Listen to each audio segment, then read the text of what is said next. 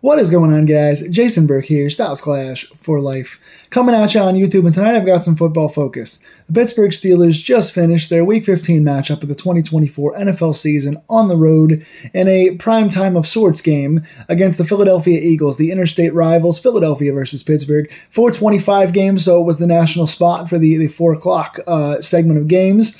Couple of big games happening this afternoon. Pittsburgh playing the Eagles, coming in with some injuries, and at this point in the season, every team's got some injuries, so that's not a gigantic excuse. But Pittsburgh coming into this game, second straight game without George Pickens.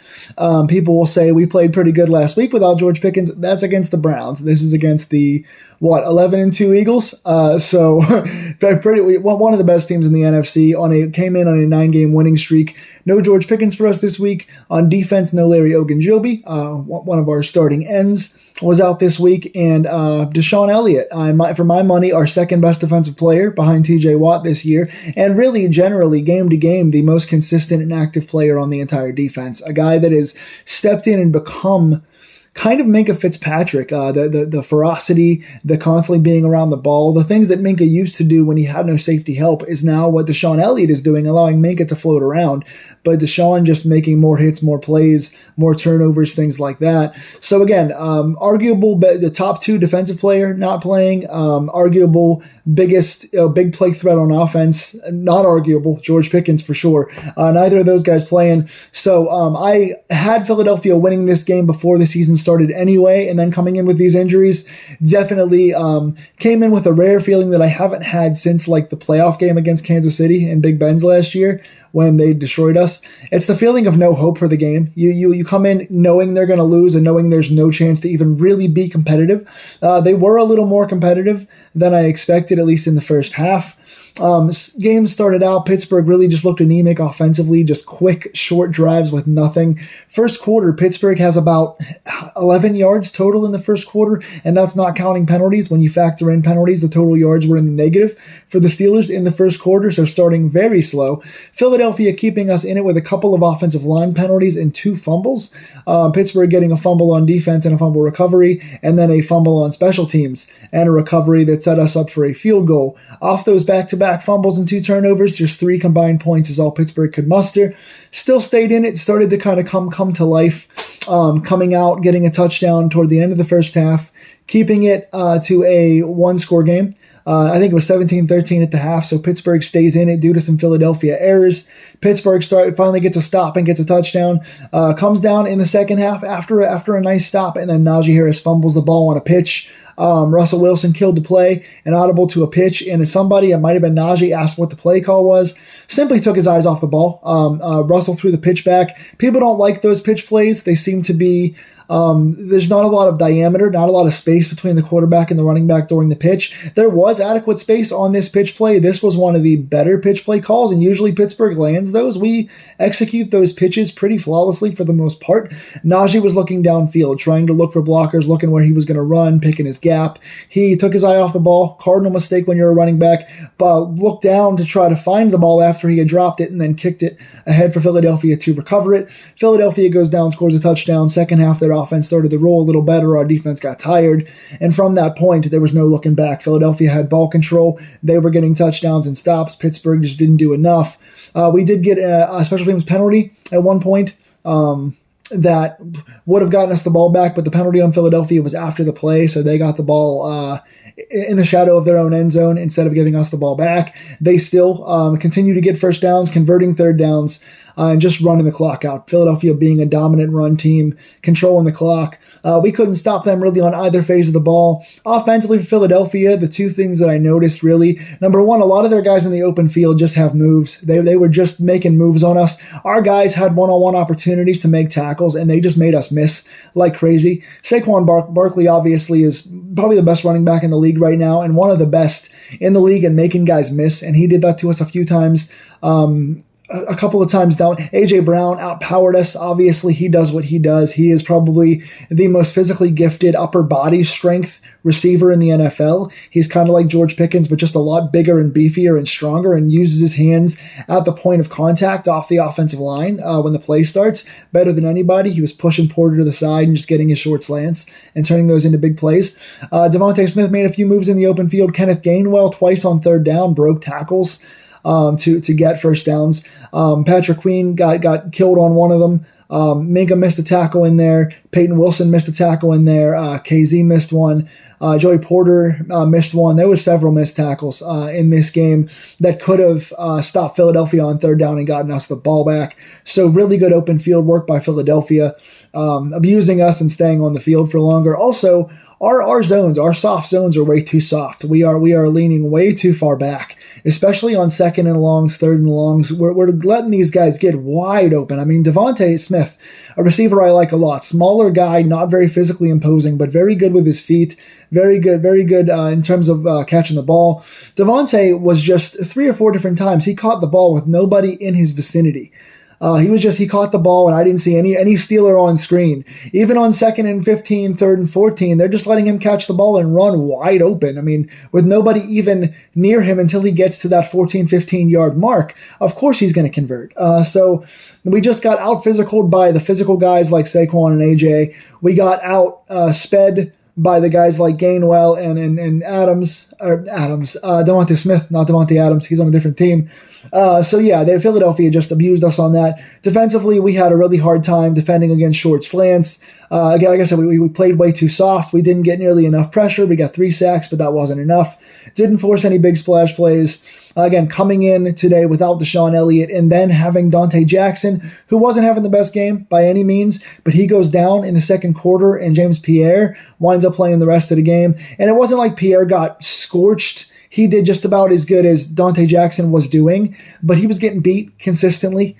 And then trying at different points to follow A.J. Brown around, which wasn't going to work. I don't really like that at all. The fact that he's covering as a backup outside corner, why you wouldn't put Cam Sutton as your backup outside corner? He's got outside experience on other teams and in Pittsburgh. He's been a solid outside corner before. He's not your preferable CB1, but him out there as your outside CB2 next to Porter when you have Pierre as your other option, putting Cam Sutton on the outside with Porter and then putting Beanie Bishop, who's always around the ball and makes good tackles, as your inside guy who's made some plays this year, I think is a solid 3. Why you wouldn't use all 3 guys when they've all been pretty effective at different points this year? And Cam is a system veteran when Pierre just can't cover air.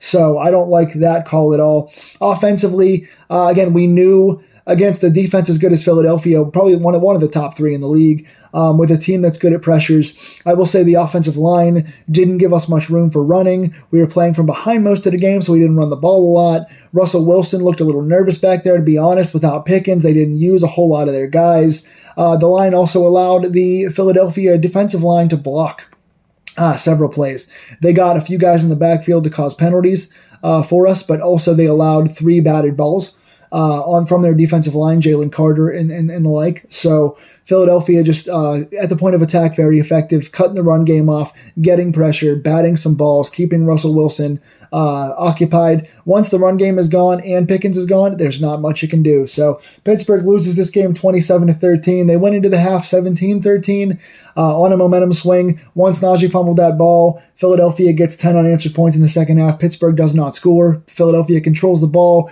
picks up third downs, and just dinks and dunks us to death to end the game.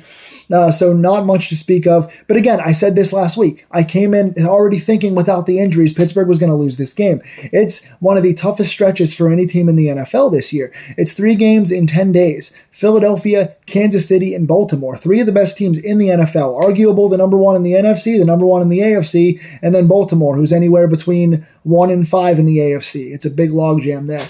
But you got 3 great teams back to back to back in 10 days, and you're banged up. These things are going to happen. Pittsburgh is still 10-4. We still have a game lead over Baltimore, and we got Baltimore next week. We win that game, we're in the playoffs, and we'll probably win the division. So even with this loss, and even if we wind up losing to Kansas City, don't panic. Pittsburgh is not the worst team in the NFL. Pittsburgh shouldn't fire Tomlin. Pittsburgh shouldn't bench Russell Wilson. Pittsburgh shouldn't fire George Pickens for not playing. Pittsburgh shouldn't do any of that. Pittsburgh is 10-4. Pittsburgh's ahead of the division, and Pittsburgh's got a chance to wrap the division and the playoffs potentially up next week. A win against Baltimore erases this loss entirely. So do not worry about a loss to one of the best teams in the NFL on the road with injuries. Do not worry about this loss. That being said, let's get to the stats. Russell Wilson, pedestrian day, 14 of 22. 128 yards, it's not much. 1 touchdown, no picks. Didn't turn the ball over on his own accord, which is nice. The touchdown was a nice pressurized throw, double coverage up in the end zone over the first defender and right into the second defender. Pat Freiermuth makes a nice hands catch. It was actually a little behind Pat. Pat had to jostle one-on-one with the Philadelphia defender for the ball. Came down with it. Really nice catch from Freiermuth in the end zone. Good play by Russell Wilson there. But like I said, just 128 yards. Running the ball, there's very little to speak of besides a fumble, which is never a good thing. Russell Wilson was our quarterback. Russell Wilson, our aged quarterback, with 13 yards, was 1 yard behind the rushing leader today on our team. That says a lot. Najee Harris, just 6 carries for 14 yards and a fumble, which turned the game around for sure. Momentum was on our side. Jaylen Warren, 4 carries for 12 yards. That amounts to 10 carries for 36 yards. That is just not what you want to see. And again, Pittsburgh, yes, they were behind early. Philadelphia came out with touchdowns when Pittsburgh wasn't getting anything, but you have to find ways to get those guys involved. You know, Jaylen Warren had 1 impressive run. Najee had 1 impressive run. Nothing longer than, I think, 7 yards for anybody on the day. You got to give your dynamic duo more than 10 carries. You got to stop giving. Nothing against Cordero Patterson. I think he had 1 decent run today as well, like a 7-yarder. But you got to stop giving so many guys opportunities. You got Russell running a little bit. You got Fields coming in for running packages. You got Cordero Patterson. They haven't been all that effective. The field stuff is okay, but Cordero hasn't been all that effective. You got to give Najee and Warren a chance to really get loose and control the clock a little bit, because that's Philadelphia's game, and they beat us at their game big time today. Receiving, the leader is Calvin Austin. Good to see him back in the offense after getting nothing last week when George Pickens was down. Calvin Austin, 5 catches, 65 yards. Had a couple really nice ones. There was one that he dropped in the bucket. It was a one-on-one downfield, heavy coverage. The smaller Calvin Austin had to go around the defender and locate the ball in the air and go down and get it. Nice catch. Had another sliding catch for a 10-yarder as well. Calvin Austin, pretty effective today. Wish he would have gotten more than like 5 targets because he made the most of his targets. I think he might have had 6 total and caught 5 of them. Pretty effective. I wish that Russell Wilson would have opened up and looked for him a little more today, because when he had the ball in his hands, he was pretty effective. A couple nice contested catches. Good to see Calvin Austin getting involved. Pat Freiermuth, like I said, had the 1 nice touchdown in the end zone, the combat catch that he made. Only 3 catches for 22 yards. You got to target him more. He only was targeted on 1 drive and made 1 nice catch and then 1 drop on a quick throw on a quick huddle. So you got to target Pat Freiermuth more when Pickens is going to be out, especially if you're only going to run the ball 10 times with your stars. You need to target your best receivers more, and that is the shifty deep ball threat in Calvin Austin and Pat Freiermuth. Let's talk also about the fact that, Scotty Miller didn't get playing time. Ben Skoranek made 1 nice catch on 1 target. Mike Williams, I think he only had 2 targets, 1 catch. Are we done with the Mike Williams experiment now? Everyone's saying he's going to be George Pickens. Oh, we don't need Pickens because Mike Williams can do the same thing. Well, he didn't get any opportunity, so you can blame the play calling a bit. You can blame Russell for not finding him, but also maybe he's not getting open. Maybe he's slowed down a step. Maybe his attitude is like it was in New York. Maybe he's just not that good anymore. Mike Williams, very talented guy, very good number 2 for most of his career, was never a number 1, never showed a whole lot beyond the deep ball ability, and hasn't shown it here. In San Diego, when Keenan Allen wasn't there, besides injury history, Mike Williams didn't do a ton besides those deep balls. In New York, he didn't do anything. Here in Pittsburgh, he's got a couple deep balls. He's still got some talent. He's got a good frame. He can catch the ball deep. But aside from that, being a team leader, being a number 1, he's not the guy. let's look toward the future in that situation. Offensive line, like I said, I'm going to give a negative overall. There was one tripping penalty. It was kind of inadvertent. I don't think it was intentional, but the center guy, Zach Frazier, got that penalty for us. Dan Moore allowed a big sack as well. Broderick Jones also allowed a big sack. So those three guys didn't have the best game. They also, like I said, the line in general allowed 3 batted balls as well. So not feeling the line too much didn't help on the run. I'm going to give those 5 collectively a minus. For me, defensively, not a whole lot to speak of either. TJ Watt does have 2 sacks and a forced fumble. Had a nice punch out on the forced fumble early on to go ahead and get us. Well, we didn't score on that one. We scored on the next one. But TJ gets a beautiful punch out, textbook NFL punch out. Also winds up with 2 sacks on the day. Very nice for him. Highsmith gets another sack as well, so 3 sacks total. Wish we could have had more consistent pressure, but those 3 were nice from TJ and Highsmith.